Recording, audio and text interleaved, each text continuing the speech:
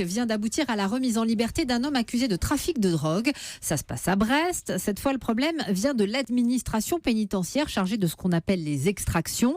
Le tribunal a décidé de laisser cet homme dans la nature, tout simplement parce qu'il n'y avait personne pour l'amener à son procès, Pierre de Cossette. Et ce qui devait arriver arriva, Hélène, il y a 15 jours. Premier épisode, aucune équipe de la pénitentiaire disponible pour conduire le suspect de la prison où il était détenu vers le palais de justice. L'audience est renvoyée, sauf qu'hier, rebelote, cette fois c'en est trop. Alors le président du tribunal remet en liberté le prévenu au grand désarroi du procureur Éric Mathey, sidéré par la désorganisation de la pénitentiaire. Nous sommes à Brest, à 150 km de Lorient, et pourtant ce sont des agents de l'administration pénitentiaire qui viennent de Lorient, 2h30 de route environ, jusqu'à la maison d'arrêt de Brest où ils prennent en charge le détenu et ils l'amènent au tribunal.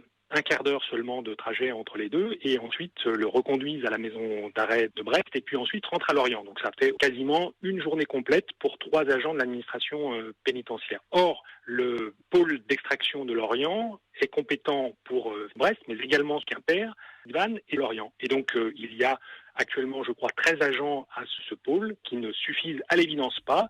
C'est une situation qui confine à l'ubuesque. Et quand on sait que le prévenu, pendant l'enquête, avait violé son contrôle judiciaire pour prendre la fuite, vous imaginez la crainte de ne pas voir ce trafic grande drogue présumé à son procès repoussé au mois d'octobre.